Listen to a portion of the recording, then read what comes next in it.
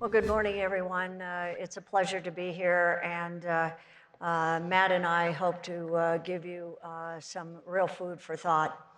For those of you who don't know me, again, I'm Rose LeVitre. I'm the Assistant DNI for IC-DOD integration.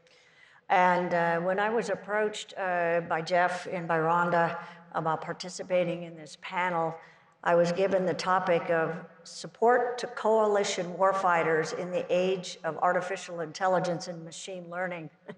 And I said, how many days do we have and where do we start? And so, as Carrie noted, on this 75th anniversary of D-Day, Matt and I are going to focus not just on the technology, but the importance of the partnerships and the challenges that adopting advanced technology, such as AI, are a challenge in integrating operations. As Roger said, I was a serving naval officer for 31 years and most of my time in the Asia-Pacific region.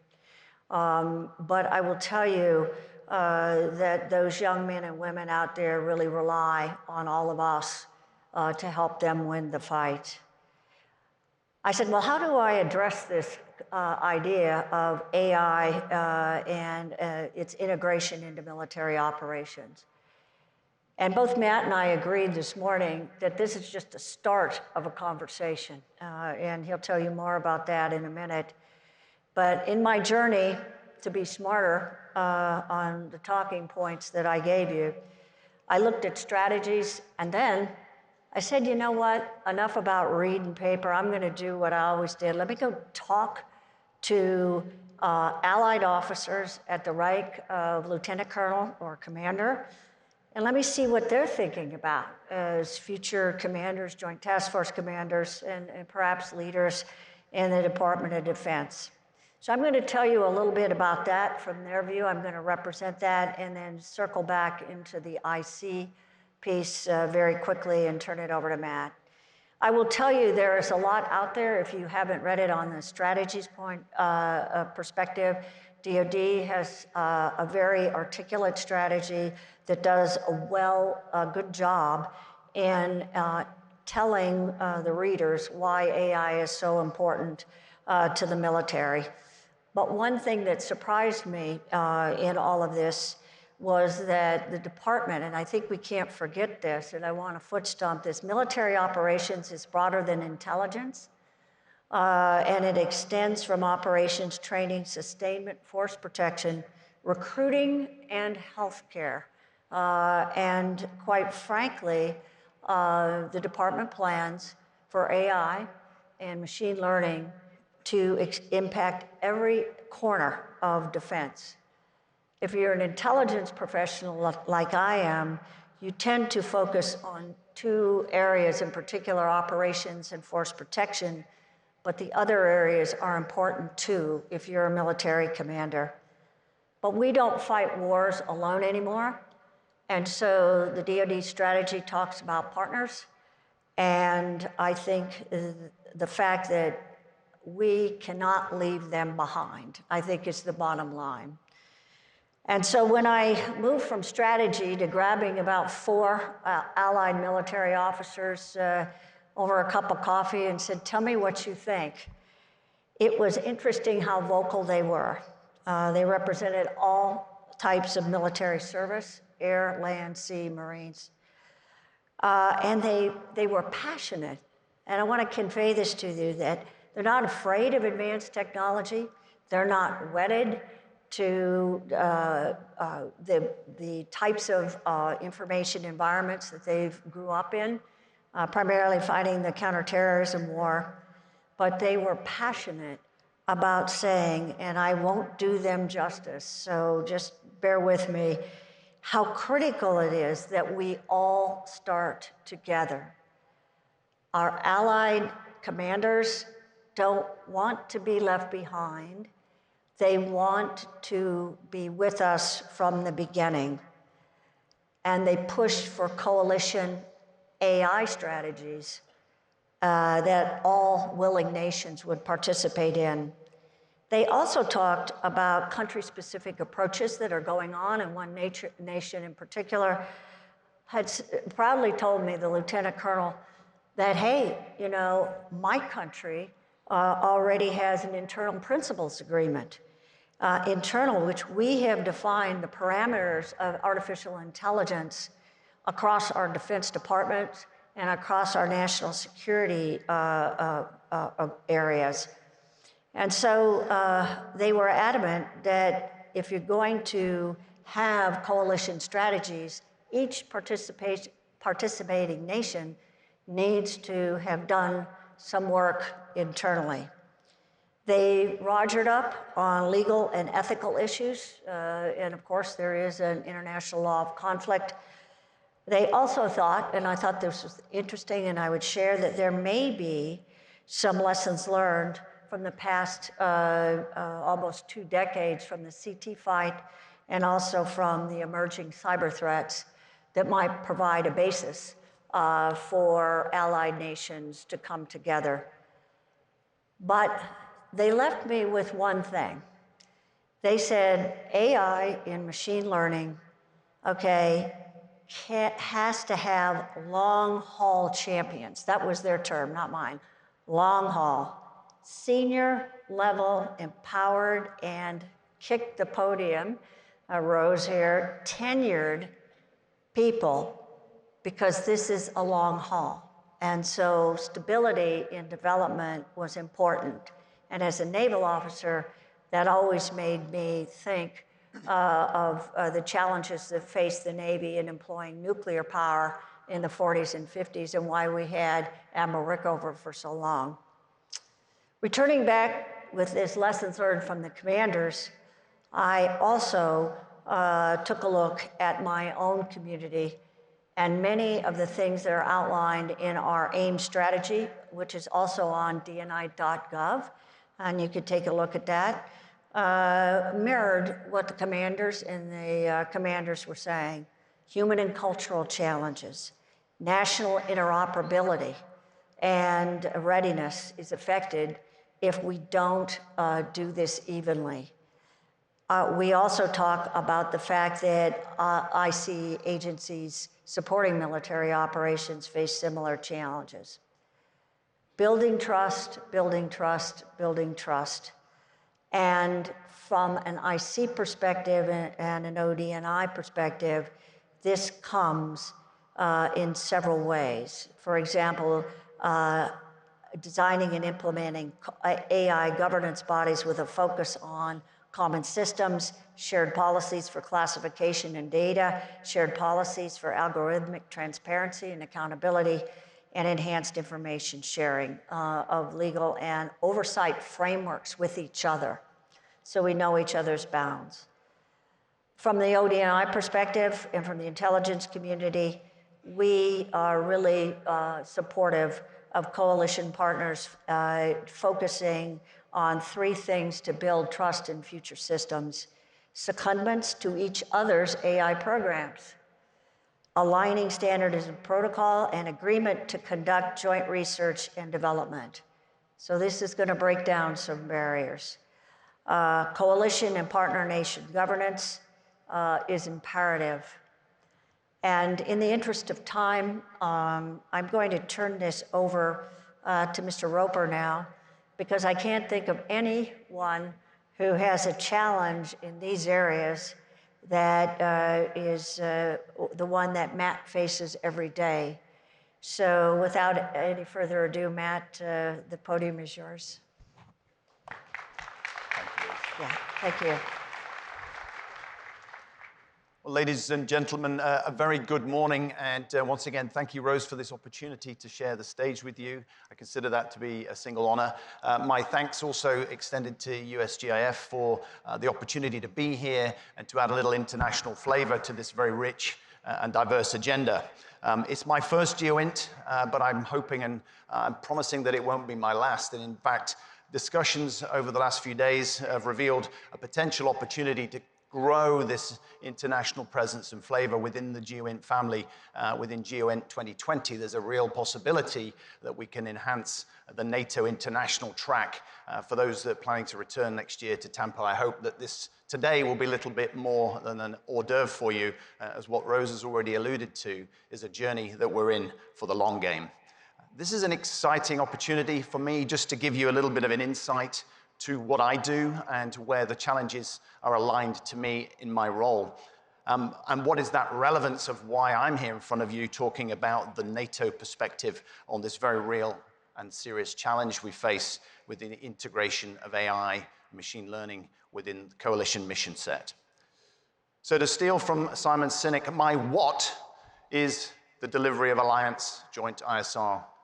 My why is much more prosaic and more important, and that is the facilitation of collective intelligence in support of NATO's long-standing peace and security. And it is without any doubt that as a consideration of my colleagues back in Europe today, as has been mentioned by Carrie before and Rose, celebrating the commitment and the sacrifices 75 years ago with the Normandy beach landings, and indeed that paved the way to the alliance, and indeed the reason I have a job and I'm here with you today. So my challenges are not that dissimilar to those that Rose has alluded to, and Carrie and many other speakers who've been up here before me this week. They're multinational, they're multidimensional, they're multicultural, and they're incredibly complex. When I'm asked often, what is it exactly you do? I describe that, for those of you Star Trek fans have seen that three-dimensional multi-axis game of chess. That is in essence what I do every day. It's enormously challenging, but it's enormously rewarding, and I consider it a single honor to be able to serve the collective good of the alliance. And that alliance is made up of 29 sovereign states, sovereign member nations, with all the challenges and the complexity that brings. So how do I see the future from a NATO perspective in terms of adopting and integrating AI and ML in collaboration operations? I think first and foremost, we're all trying to focus on the same thing. Mission first, it's been said a couple of times already this week. We're all targeting improving the quality, the speed, the reliance of decision-making of those systems and applications that we want to see delivered. But we should also not lose sight of the fact there's a very real people and a human component to this. And we also need to embrace that overwhelming ocean of data, particularly in this GEOINT domain, seriously challenges us to find what we're looking for, on the assumption that we actually know what we're looking for in the first place. Those challenges for NATO are multifaceted, starting with perhaps the biggest vulnerability, and in as much as there is no current clear strategy or policy platform within which we can coordinate efforts of the 29 sovereign states. We're moving in that direction, and there is a number of pieces of literature published in this domain. So far, a NATO summit has not included AI or data science per se on its agenda. But next year, we have the 2020 summit for the NATO coalition, and I fully expect the Council of Ministers to address the realization that AI is with us and needs to be addressed. Interestingly enough, the European Union launched only a couple of weeks ago a significant range of documents aligning their commitment to both policy plans and a roadmap for the integration of AI within the EU member states, something that we all, I think, will be looking at closely in the coming months. A big challenge for everything that I do, and again, it's one of the things in my job jar, is dealing with the national variations of resources, legislature, governance, priorities, funding. There are also numerous cultural and organizational barriers that exist within the sovereign states, and also within the civil and the defense sectors within those sovereign states. And as we move forward together as 29, heading to be 30 members in the coming years, Rose used the phrase, we have to be able to adopt and integrate AI, but without leaving any member behind. And that's easily said, but much more difficult to realize. So whilst we go about embracing the power and value of AI, we also need, as a realism, to acknowledge its relative immaturity and its potential vulnerabilities and weaknesses. We've heard much spoken of challenges of assuring data quality and its authenticity, managing legacy data, understanding the sensitivity of training data to help develop algorithms. And we also recognize that AI, in its infancy, to a large degree, adapts somewhat badly to new contexts. I read with some amusement a recent AI visualization algorithm test report, which demonstrated that a verifiable image of a giant panda was actually assessed to be a penguin after the original image was modified with only a 0.03% variation in the pixel quality. Well, that may not be terribly important unless you're a panda or a penguin, but if you transpose that to a military context, you have some serious challenges. And the challenge is primarily that of trust. Learning to trust the MI, the ML, to work as it was intended.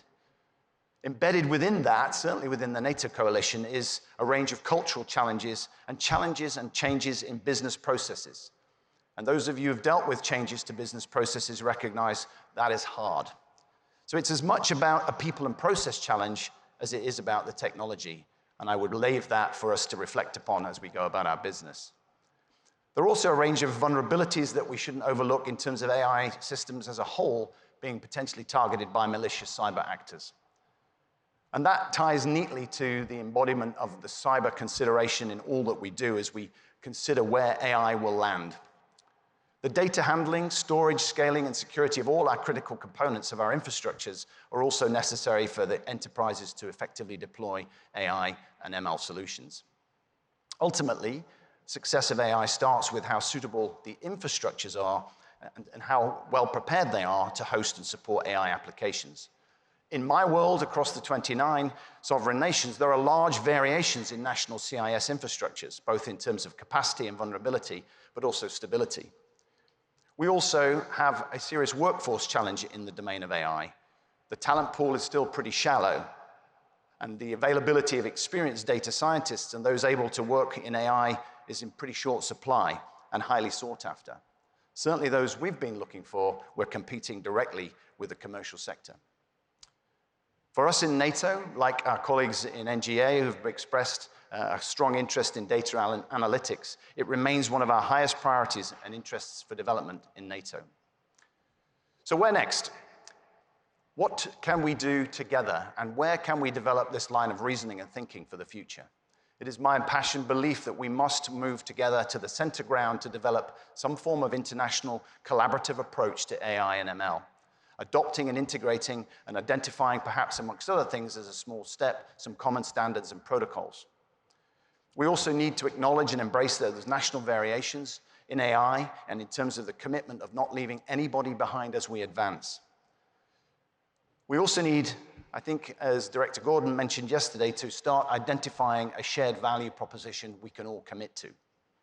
We need to seek out opportunities to share and exchange best practices as an AI and ML, including attempting to align our AI R&D efforts, particularly within amongst academia, industry, and the various R&D communities. For me, one of the biggest takeaways from this week is the commitment to find those senior leaders in our communities, to align them and to embrace the principles of realizing a collaborative AI endeavor.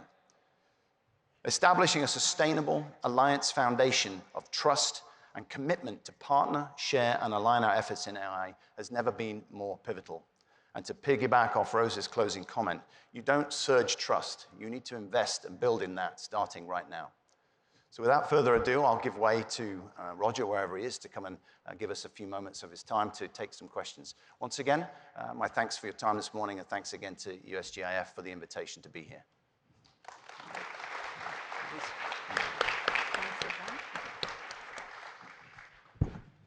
Okay, thank you both very much. Again, I think we're all learning quite a bit from each other as we go through the week. We have a number of questions. We'll get through as many as we can. The first one is for Matt Roper, and the question is that NATO sponsors exercises like Unified Vision that are critical to coalition mission partner success. How can we broaden the benefits to areas like MENA, I assume Middle East, North Africa, mission partners to strengthen that alliance? Yeah, it's a great question. Thank you from wherever that came. I mean, for those not familiar, NATO participates in a number of events. Unified Vision is one of particular relevance, a 2-yearly event that has a focus on integrating ISR for the alliance partners. It also embraces other stakeholders beyond the traditional NATO members. It is an area where we are wide open to enriching that as a platform. It is up to the leadership to embrace the changes that that brings, but also to open up that opportunity for other stakeholders to bring new objectives, new dynamics. At the present, there is nothing in there in the objective set to look at the embodiment of AI or machine learning. Should there be? Absolutely. Could there be? Yes. The challenges to those stakeholders here, maybe hearing this message, is to come and bring the requirements to those environments where we can test them, where we can bring those systems, those capabilities. It is a bit of a sandbox. It has an ISR focus, but it doesn't need to stay there. So the door is open. It requires a dialogue, and that dialogue needs to start now. Terrific. Thank you very much. Here's one, leaving the realm of AI more from a classical standpoint. How are your agencies, thanks to both, using systems engineering to help develop interoperability and common standards between allies and coalition partners? Rose, maybe start with you. I think the agencies, at least in the IC, have already done quite a bit in the area of GEOINT and also in the area of SIGINT in terms of interoperability. And I think that the real key going forward, and someone mentioned this earlier, would be to take the lessons learned from the individual agencies and begin to apply that to the all-source environment. Quite frankly, it's that environment, in my professional opinion, that is the most challenging. I would comment further that one effort that ODNI and USDI are very close in partnering with is DIA's Mars program, which is the follow-on to MIDB, the modernized integrated database from 25 years ago. And we are going to be working not only with private industry, but we have to work with NGA, NSA, and others. And so that systems engineering around that project will be something that will teach us all and is critically important in the next couple of years. Terrific. Yeah, thank you. I completely agree. Matt, any comments on that? Yeah, I mean, we obviously are a formation of the constituent parts of the nation, so we are heavily reliant on the support and engagement from the national organizational structures that underpin what we do. We bring a systems engineering approach to helping facilitate an interoperability dynamic across all of the facets. So we're focused on the system, the architectural, the technical, but also the operational and doctrinal interoperability as well. We shouldn't lose sight of that full interoperability spectrum. It's not just as simple as having technological point-to-point, machine-machine engineering interoperability. We're looking at that whole panorama to ensure that we have full operational interoperability. Quite often, for us, it's not necessarily a technical solution. Quite often, the interoperability stumbles and falls because we have incompatible doctrine or operating processes, business processes that don't align. Terrific. Thank you very much. This next question is an interesting one, and it really gets at the heart of kind of the devil's in the detail. So, we speak a lot about AI and we see the promise of it, but implementing it has a lot of factors that need to be marshaled together. And so the question is, how do you both see a way forward in terms of sharing proprietary algorithms and collected data in a joint environment? Should the doors be wide open and share everything, or just provide the output? Without the algorithm itself, how can we verify that the data wasn't churned or in a black box or is actually corrupt?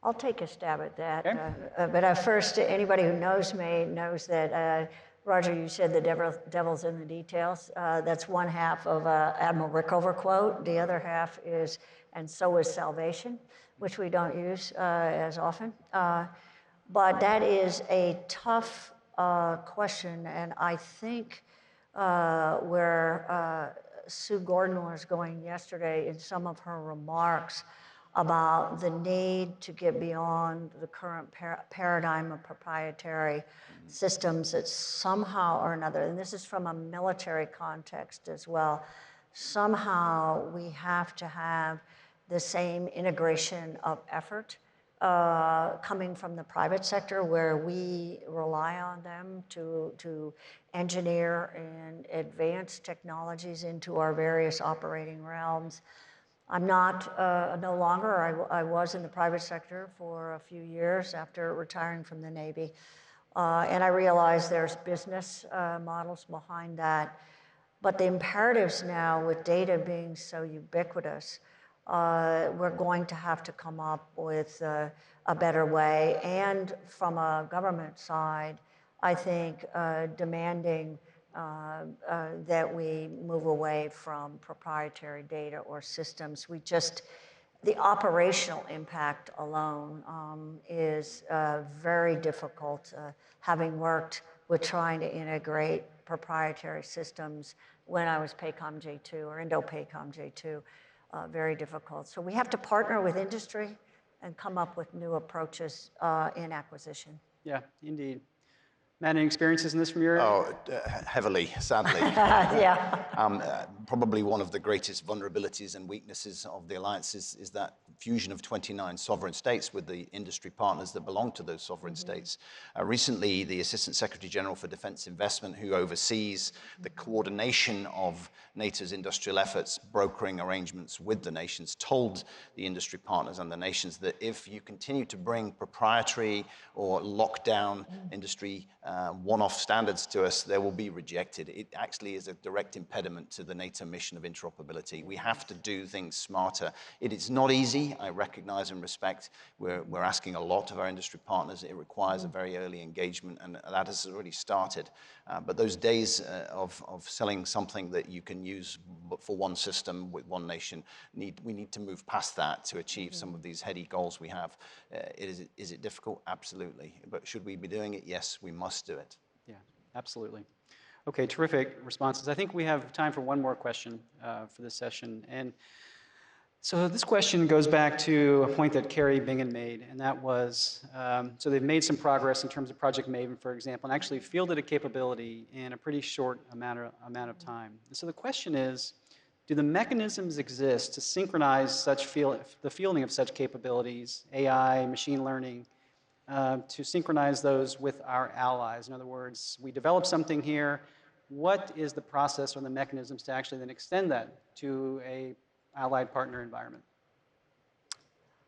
I'll start by just saying we need to develop those in a much more robust fashion than we are now. And if you think back to what those commanders and lieutenant colonels were saying, we have to have mechanisms where we start the journey together. But Matt may know some more practical examples that might lend point to that. We do have a number of platforms that are reasonably well established to allow the alliance at an industry and a governmental level to share and exchange information to capabilities. NATO adopts an ABC principle to acquiring capability. So first and foremost, we go and try and find out if something's there we can adopt. We don't want to buy or develop something where there's something exists, where there's a perfectly good solution available. We will then look at buying something if something doesn't exist that we can adopt, and then the final C is to create. So we move through that continuum. We have established very well trodden paths with regard to nations and industry partners bringing capability to the alliance for exposure in terms of their belief in it and the power of that capability in terms of adoption by NATO. We're not there for AI yet, and a part of our pitch today is that we need to create that enterprise, to create that sandbox where we can come together as a coalition, properly led, properly governed, properly tenured, so that we can actually have that debate. We haven't had it yet, and I think we're at a very early dawn, but I want to see it happen, and we're certainly undertaking some powerful lessons from this week and an opportunity to build that into a broader debate once we get back into the NATO landscape. Yes, terrific. Well, I want to thank you both. We've just about exhausted our time, and Rose, it was great to see you again. Good, nice to see you. And Matt, thank you very much for making such a long trip to spend a couple of days with us. We'll look forward to hopefully more engagements in the future.